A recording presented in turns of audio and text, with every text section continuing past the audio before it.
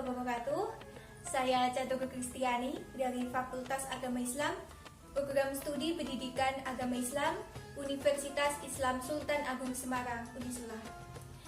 Baik teman-teman, di sini saya diamanai tugas oleh Bapak Susianto untuk membuat video. Di sini saya akan membahas tentang kompetisi dalam kebaikan. Kompetisi biasa diartikan sebagai berlomba-lomba. Jadi, kompetisi dalam kebaikan secara umum biasa dimaknai sebagai berlomba-lomba dalam kebaikan. Dalam perspektif Islam, kompetisi dalam kebaikan ini biasa disebut sebagai fastabiqul khairat. Allah Subhanahu wa taala berfirman dalam Al-Qur'an surah Al-Baqarah ayat 148, A'udzu billahi minasyaitonir rajim. Walikulli wijhatun huwa muwalliha fastabiqul khairat. Ainama takunu ya'ti bikumullahu jami'a. Innallaha 'ala kulli syai'in qadir. Dan setiap umat memiliki kiblat apabila dia menghadap kepadanya. Maka berlomba-lombalah kamu dalam kebaikan. Di mana saja kamu berada, pasti Allah akan mengumpulkan kamu semuanya. Innallaha 'ala kulli syai'in qadir. Sesungguhnya Allah Maha Kuasa atas segala sesuatu. Dari Quran Surah Al-Baqarah ayat 148, kita bisa mengambil makna bahwa terkait berlomba-lomba dalam kebaikan. Berlomba-lomba dalam kebaikan dalam konteks ini bukan hanya berlomba-lomba dalam kebaikan agar mendapatkan penghargaan dunia, bukan. Tetapi berlomba-lomba dalam kebaikan ini bisa dilaksanakan secara kontinu, bukan karena ini, bukan karena itu. Apalagi kalau misalkan kita berlomba-lomba dalam kebaikan ingin mendapatkan pujian dari orang lain, atau mungkin kita ingin diberi uang atau yang lain, itu dalam konteks ini maknanya bukan seperti itu. Tetapi berlomba-lomba dalam kebaikan murni karena Allah. Nah, di sini berlomba-lomba dalam kebaikan itu ada dua versi. Kita bisa menggunakan materi atau juga bisa menggunakan non materi. Kalau misalkan kita menggunakan materi, ini bisa berwujud uang, barang dan lain sebagainya. Misalkan kalau relate dengan suasana sekarang ya, itu kita bisa membantu orang yang terdampak pandemi COVID-19, atau kita bisa memberikan sembako atau apapun kepada orang yang membutuhkan. Karena kan zaman sekarang itu suasana ekonomi di Indonesia ini lagi krisis. Jadi kita sebagai orang yang misalkan kita mampu, kita bisa berlomba-lomba dalam kebaikan melalui harta atau yang lain. Ini seputar non materi. Kemudian seputar materi. Kemudian untuk non materi kita bisa melakukan kompetisi dalam kebaikan ini. Misalkan kita membaca Al-Quran, puasa sunnah, puasa wajib, sholat dan lain sebagainya. Ini tanpa menggunakan materi. Wujudnya bisa berwujud ibadah mahdoh dan juga ibadah ghairu mahdoh. Nah, dari kandungan Quran surah Al-Baqarah ayat 148 tadi, awalnya umat Islam itu kan beribadah menghadap ke arah Baitul Maqdis. Tapi ada kaum Yahudi yang mengolok-olok umat Islam bahwa mereka mengira kalau umat Islam itu menyamai kiblat mereka. Jadinya Allah Subhanahu wa taala itu memerintahkan kepada Nabi Muhammad dan juga umatnya, kiblatnya itu diubah ke arah Ka'bah. Nah, seperti itu. Kemudian poin utama dari Quran surah Al-Baqarah ayat 148 ini memang berlomba-lomba dalam kebaikan. Nah, perintah Allah di situ bukan hanya sekedar perintah, tetapi juga ada keuntungan bagi manusia yang mau berlomba-lomba dalam kebaikan. Ini ada kaitannya, ada korelasinya dengan Quran surah Fatir ayat 32. A'udzu billahi minasyaitonir rajim. Tsumma awratnal kitaba alladziina astafaina min 'ibadina faminhum dzalimun li nafsihi wa minhum muqtasid wa minhum sabiqun bil khairati biidznillah dzalika huwal fadlul kabir. Jadi dalam Quran surah Fatir ini, di dalam menerima Al-Quran, umat Nabi Muhammad itu dibagi menjadi 3 golongan. Jadi ini saya baca terjemahnya dulu. Jadi kemudian kitab itu kami wariskan kepada orang-orang yang kami pilih di antara hamba-hamba kami. Lalu di antara mereka ada yang menzalimi diri sendiri, ada yang pertengahan, dan ada pula yang lebih dulu berbuat kebaikan atas izin Allah Subhanahu wa taala. Yang demikian itu adalah karunia yang besar. Jadi dibagi menjadi 3 golongan. Yang pertama zalimul li nafsi, kemudian yang kedua muqtasid, kemudian yang ketiga sabiqun bil khairat. Zalimul li nafsi ini golongan yang pertama.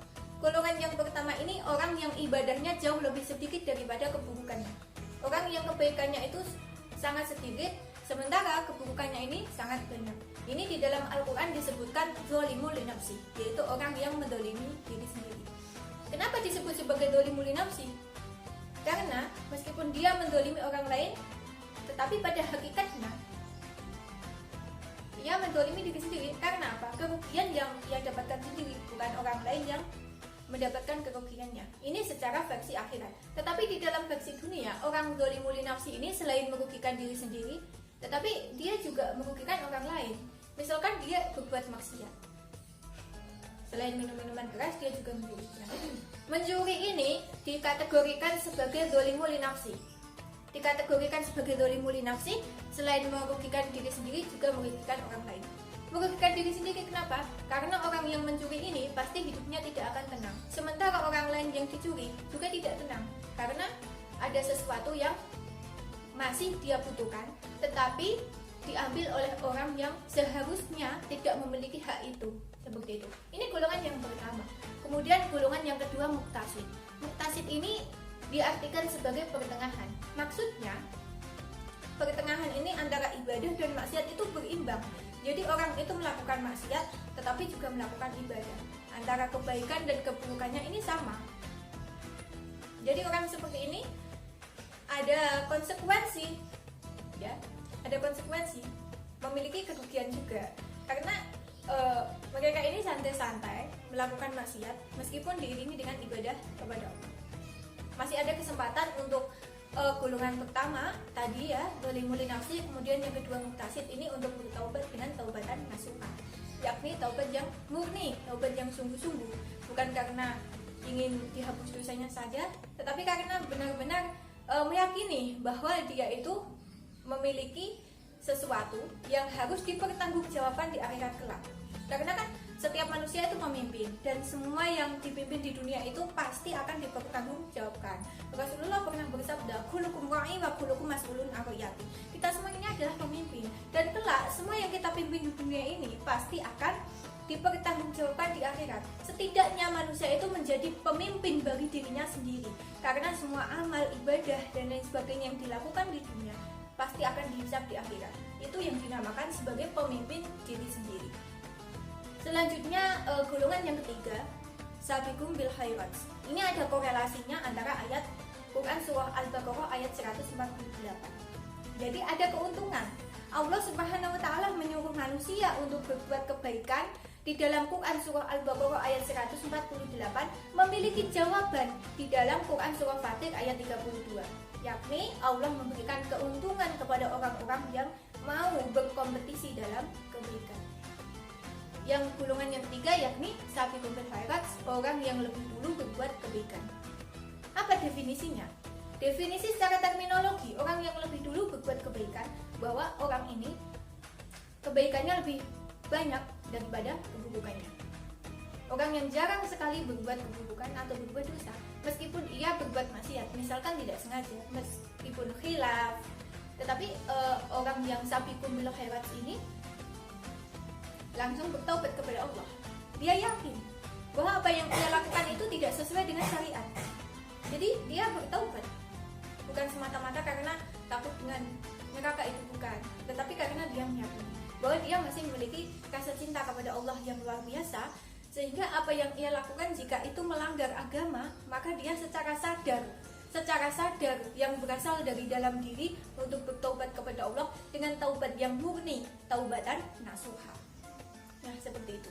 Jadi ada korelasi antara Quran surah Al-Baqarah dengan Quran surah Fatir ayat 32, antara perintah untuk berlomba-lomba dalam kebaikan dengan keuntungan orang yang berbuat kebaikan.